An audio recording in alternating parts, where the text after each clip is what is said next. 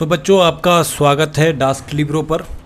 देखो चौथा क्वेश्चन है प्रथम संक्रमण श्रेणी के तत्वों के, प्रथम संक्रमण श्रेणी यानी 3D के बारे में बात कर रहा है कि तत्वों के इलेक्ट्रॉनिक विन्यास के किस सीमा तक ऑक्सीकरण अवस्थाओं को निर्धारित करते हैं, कि किस सीमा तक। ये यहाँ पर जो क्वेश्चन है वह पूछ रहा है किस सीमा तक, यानी कि कितनी ऑक्सीकरण अवस्था कम से कम हो सकती है और कितनी ऑक्सीकरण अवस्था अधिक से अधिक हो सकती है प्रथम संक्रमण श्रेणी के तत्वों की अवस्थाओं को निर्धारित करते हैं। उत्तर को उदाहरण देते हुए स्पष्ट कीजिए, किसी भी एक उदाहरण को पकड़ करके नहीं स्पष्ट करना है।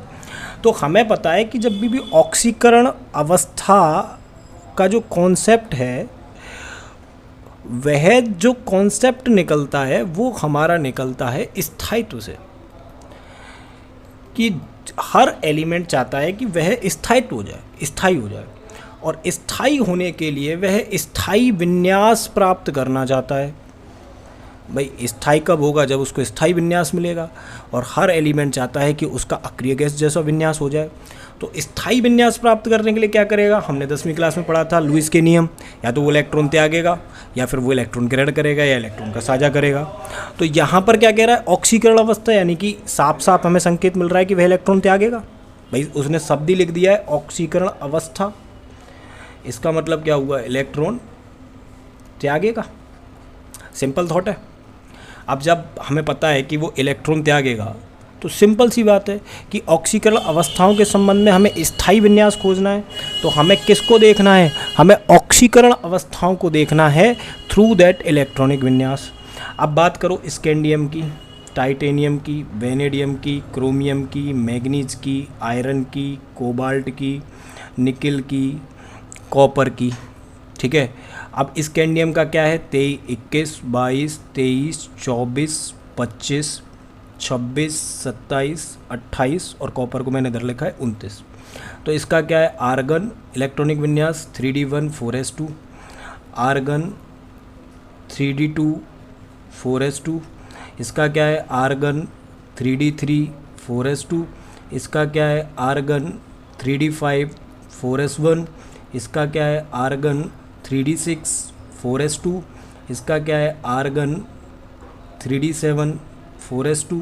इसका क्या है? Argon 3d8 4s2। इसका क्या है? Argon 3d5 3d6 3d7 3d8 4s2। और इसका क्या है? Argon 3d10 4s1। तो अब देखो यहाँ कितने इलेक्ट्रॉन त्याग सकता है। तो स्कैंडियम एक स्थायी इलेक्ट्रॉनिक अवस्था दर्शाता है +3, और जैसे ये +3 ऑक्सीकरण अवस्था दर्शाएगा ये स्थायी हो जाएगा।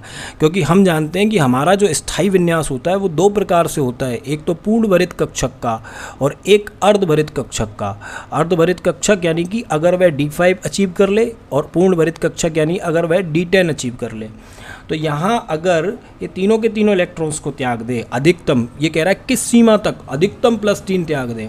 ठीक है। तो अगर यहाँ से 2 त्यागेगा, भाई सबसे पहले इलेक्ट्रॉन्स बाह्यतम कोश में से जाएंगे। ठीक है। और स्कैंडियम एक स्पेशल केस है जो बनाता ही केवल +3 है। तो 3 इलेक्ट्रॉन त्याग देगा तो आर्गन जैसा विन्यास प्राप्त कर लेगा।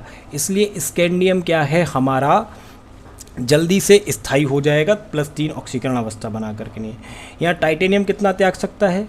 +4। यहाँ वेनेडियम कितना त्याग सकता है? +5। यहाँ क्रोमियम कितना त्याग सकता है? +6। यहाँ मैग्नीज कितना त्याग सकता है? +7। और यहाँ आयरन कितना त्यागता है? यहाँ आयरन अधिकतम +3 त्यागता है। अब मेरे से कहोगे बेटा जी आप क्यों सर यहाँ +3 ही क्यों त्याग रहा है? क्योंकि अगर ये 3 इलेक्ट्रॉन त्याग देगा तो इसका अब जो विन्यास है वो 3d5 हो जाएगा। लेकिन Mn यहाँ पर +7 तक त्याग देता है। उसके पीछे के कारण है इसकी कड़न एंथैल्पी, इसकी जलयोजन एंथैल्पी, जिसके लिए हम एक सेपरेट वीडियो में बात करेंगे कि कड़न एंथैल्पी क्या होती है, जलयोजन एंथैल्पी क्या होती है, ईएमएफ वैल्यूज़ क्या होती हैं उन कंपैरिजन से। तो आपको 3 रीजन्स याद रखने, एक तो कड़न एंथैल्पी, ठीक है, एक जलयोजन एंथैल्पी, ठीक है, और एक ईएमएफ वैल्यूज़। ठीक है। इसके कारण Mn+7 तक त्याग देता है। इसी प्रकार देखो यहाँ 7 इलेक्ट्रॉन्स हैं तो ये 4 त्याग देता है अधिकतम। ठीक है, 3 त्याग देता है। ठीक है, 2 और 2 4, 3 भी त्यागेगा, 4 भी त्यागेगा। और ये निकल कितना त्यागेगा भाई, निकल 4 दर्शा देता है, ठीक है। और ऐसे ही हमारा जो कॉपर है वो +2 दर्शाता है। तो अधिकतम जो ऑक्सीकरण अवस्था है 3D संक्रमण श्रेणी में, वह मैग्नीज के द्वारा +7 प्रस्तुत की जाती है। क्या प्रस्तुत की जाती है? +7 प्रस्तुत की जाती है। प्रश्न को दोबारा से पढ़ो कि प्रथम संक्रमण श्रेणी के तत्वों के इलेक्ट्रॉनिक विन्यास, तो हमने प्रथम संक्रमण श्रेणी लिखी, उन तत्वों के इलेक्ट्रॉनिक विन्यास लिखे, फिर कह रहा है किस सीमा तक ऑक्सीकरण अवस्थाओं को निर्धारित करते हैं। तो क्या ये सब के सब इलेक्ट्रॉन्स +2 ऑक्सीकरण अवस्था दर्शा सकते हैं? हाँ साहब, सब के सब +2 दर्शा सकते हैं। बोलो भाई, अगर ये बाह्यतम कोश के 2 इलेक्ट्रॉनों को त्याग दे, बोलो, तो क्या इसका आंतरिक कोश के जो इलेक्ट्रॉन्स हैं वो प्रभावी नाव के आवेश में वृद्धि करेंगे, जिससे एक स्थायित्व प्राप्त होगा, ठीक है। तो यहाँ पर ये सब के सब +2 दर्शा सकते हैं। तो 3D में हमको देखने को मिलता है कि ये +2 से लेकर के लिए और +7 तक सामान्यतः इलेक्ट्रॉनिक विन्यास दर्शाते हैं। क्योंकि अगर आप मेरे से कहोगे भाई कॉपर, बहुत सारे एलिमेंट्स ऐसे हैं कॉपर के जिसमें ये +1 भी दर्शाता है, ठीक है ना।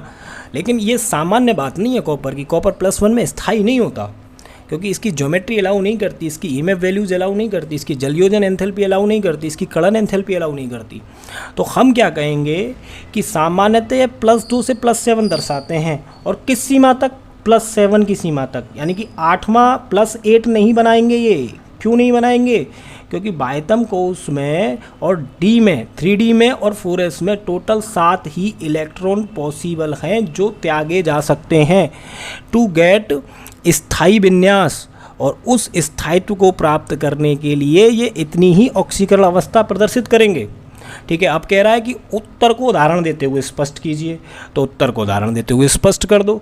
और देखो क्या लिखेंगे हम लिखेंगे प्रथम संक्रमण श्रेणी में, प्रथम संक्रमण श्रेणी के तत्व एक से अधिक ऑक्सीकरण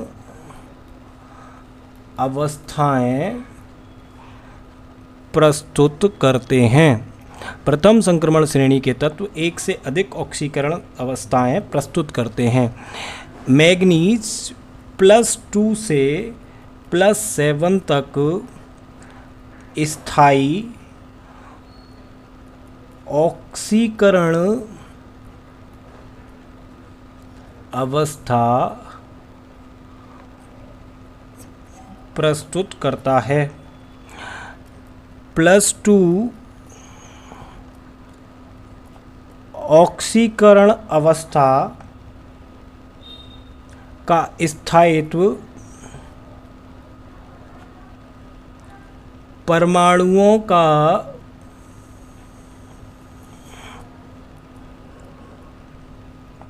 क्रमांक बढ़ने के साथ बढ़ता है, क्योंकि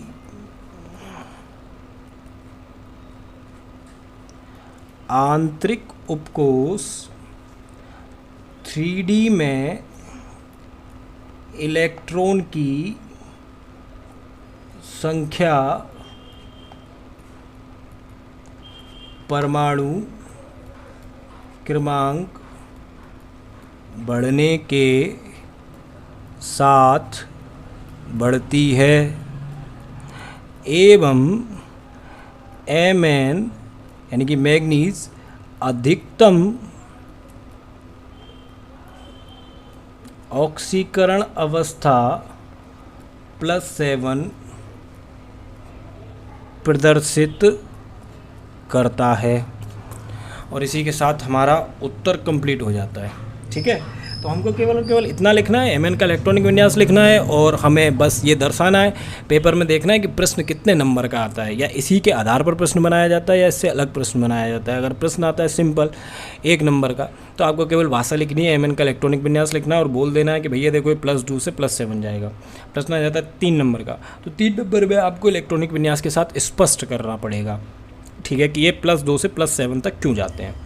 ठीक है, मिलते हैं बच्चों वीडियो में। अगर आपको ये क्वेश्चंस के आंसर जो अपन अपलोड कर रहे हैं यूट्यूब और टास्कलिब्रो दोनों चैनल्स पर, तो आप कृपया करके इसे लाइक शेयर सब्सक्राइब कीजिए, क्योंकि it is a very new start and we need your support. Okay, thank you, मिलते हैं नेक्स्ट वीडियो में।